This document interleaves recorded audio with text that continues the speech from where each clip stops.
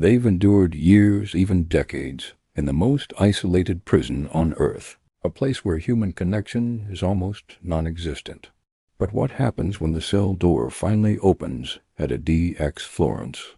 Can a mind accustomed to total isolation ever truly adapt to the outside world, or is their freedom just another kind of confinement? Picture this: a concrete box, 7 feet wide, 12 feet long, 4 concrete walls, a concrete bed, a concrete desk, a concrete stool, all poured from a single piece of concrete so nothing can be broken off and used as a weapon. One small window, but you can't see out. It faces the sky, only the sky, 23 hours a day, every day, for years, sometimes decades. Welcome to ADX Florence, the most isolated prison in America. Some call it Alcatraz of the Rockies. Others call it a clean version of hell. Deep in the mountains of Colorado, this place holds 380 men. Not just any men. These are the people the government fears most. Terrorists, gang leaders who order murders from behind bars, inmates who've killed guards in other prisons. But here's what most people don't know. They don't all stay forever. Some of them get out. The question nobody's asking is simple, but terrifying. What happens to a human mind after that much isolation? And what happens when that mind walks among us again? Inside ADX Florence, there's almost no sound. Inmates eat alone, shower alone, exercise alone in a concrete pen. If they're lucky, they might get 1 hour outside their cell. In a cage, alone. Human beings aren't built for this. Our brains need connection like our lungs need air. What it really means is this: your brain starts to break. Former inmates describe hearing voices that aren't there, seeing shadows and empty corners, forgetting simple words. One man said he forgot how to make eye contact. After years of seeing no one, looking someone in the eyes felt like staring into the sun. This isn't punishment that ends when the door opens. It's punishment that rewires your brain. But the real mystery is this: if this is what isolation does to someone inside, what are they like when they get out? Let me tell you about a morning in January 2015. A man walked out of ADX Florence with $21 and a bus ticket. He'd been inside for 10 years. 10 years of near-total silence. 10 years of concrete walls. His name was Travis Dusenberry, and within hours he was standing in a Walmart.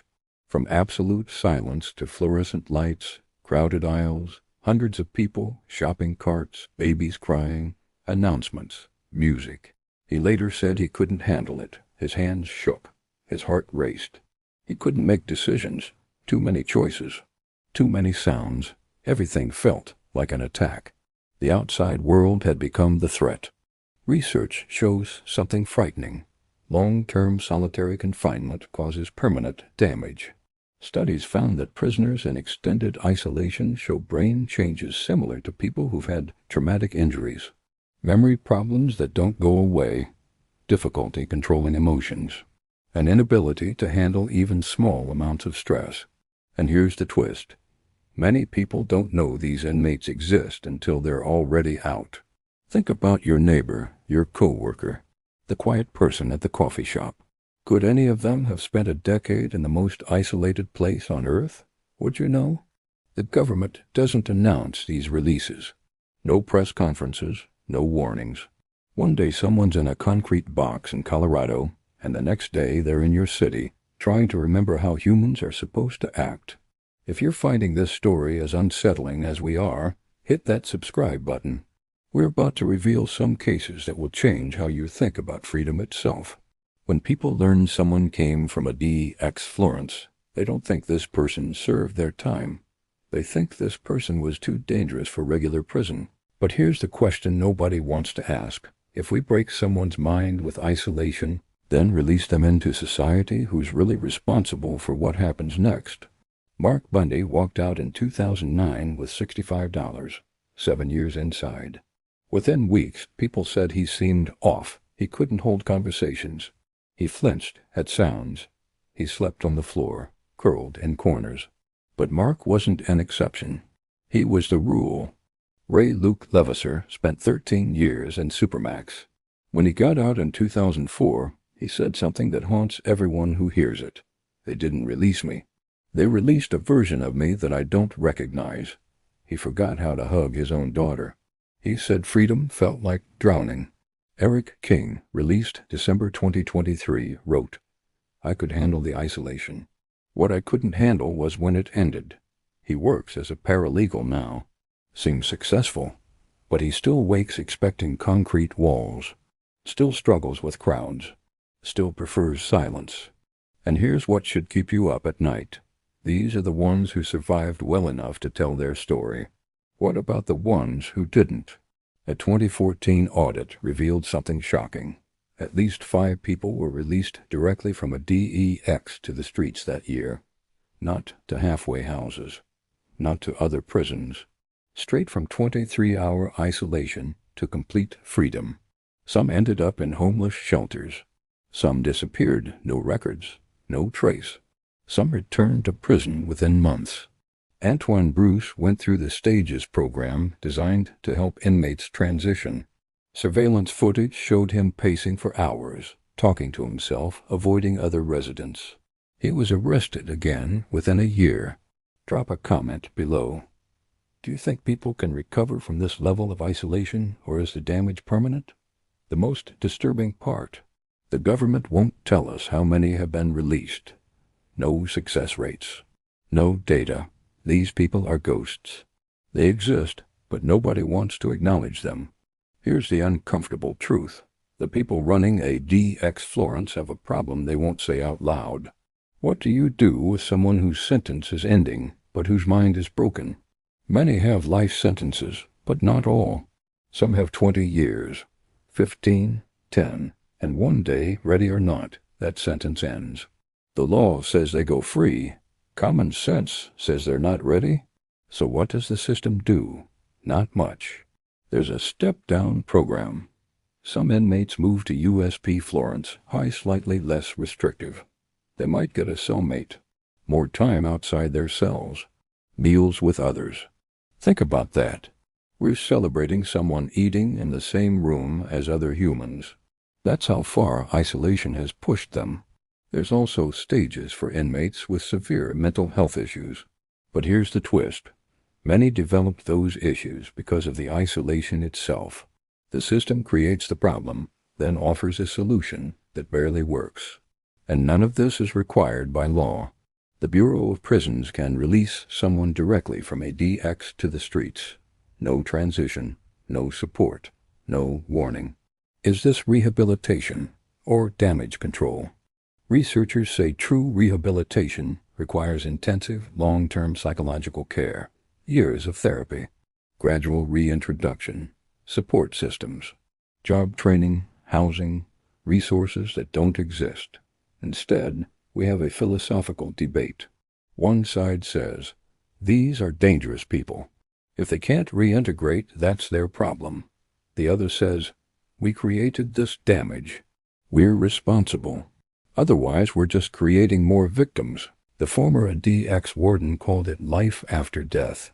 Not that inmates are dead, but their existence is so removed from normal life that release feels like coming back from the grave. The United Nations calls solitary torture if it lasts more than 15 days. Some ADX inmates have been there 15 years. Here's the uncomfortable question. Is society safer because these people were isolated? Or are we less safe because of what isolation did to them? In late 2024, President Biden commuted 37 federal death sentences. They were supposed to go to regular maximum security prisons to serve life sentences instead. But the Trump administration moved many to ADX Florence, from death row to isolation. Some say it's worse than death. Execution ends suffering. Isolation extends it indefinitely. This revealed something. ADX Florence isn't going anywhere. It's becoming more central to how America handles its most difficult prisoners. Before we continue, hit subscribe and drop a comment. Should supermax prisons like ADX Florence exist at all? More people will eventually leave. More damaged minds will re-enter society. More invisible prisoners will become your neighbors, whether you know it or not. The question isn't just about ADX Florence. It's about what we believe justice means. Is justice punishment? ADX succeeds. It punishes more severely than almost anywhere else on earth. 23 hours of nothing, day after day, year after year. Is justice protecting society? Maybe. But if it creates more dangerous people than it contains, is it working? Is justice rehabilitation? If so, ADX fails completely. You can't fix someone by breaking them first. Human beings aren't built for isolation. Every study, every expert, every former inmate says it. Isolation breaks people, sometimes permanently. But some people are incredibly dangerous. Some have proven repeatedly that they'll hurt or kill if given the chance. They've murdered in prison, ordered deaths from cells, planned terrorism. So what's the answer? Maybe there isn't one. Maybe we're trapped between two terrible choices. Isolate until we break them or risk the violence they might commit. But here's what keeps people up at night. We're making this choice for society. We're deciding to break human beings and release them, in secret. No accountability, no tracking, no plan. Former ADX inmates don't disappear. They move into apartments, get jobs when they can, ride buses, shop in stores, walk past you on the street. And many fight a silent war inside their minds, fighting to remember eye contact, how to handle crowds, how to sleep in a bed instead of on concrete, how to talk without stuttering, how to trust anyone, how to not see every person as a threat. Some will succeed through sheer willpower. Some will fail spectacularly, ending up back in prison or worse. Some will quietly suffer, invisible to everyone around them. Here's what we owe them and ourselves. Honesty. We need to admit isolation damages people in ways we can't fully repair. We need to admit releasing them without comprehensive support creates risk for everyone. We need to admit we don't have good answers and might never find perfect ones. Every year, more sentences end, more doors open. More minds try to remember how to be human again. The question isn't whether they deserve a second chance. It's whether we're giving them or society any real chance at all. ADX Florence will continue operating. New inmates will arrive, convicted of the worst crimes imaginable. Old inmates will leave, carrying invisible scars. The cycle repeats endlessly. But maybe we can start asking hard questions about what punishment should look like in a civilized society. What justice truly means beyond revenge. What responsibility we have not just to victims, but to the people we break in the name of safety. Because here's the final truth. They've endured years in the most isolated prison on earth. And when that door opens, they're not the only ones facing the unknown. We all are. Their struggle to adapt is our struggle to decide what society we want to be. One that isolates and forgets? Or one that faces uncomfortable truths and searches for better answers? Even when they're hard to find, the invisible prisoners are among us. The question is, what are we going to do about it? If this documentary opened your eyes, we need you to share it. Hit subscribe, leave a comment with your thoughts, and let's keep this conversation going. This isn't just their story. It's ours too.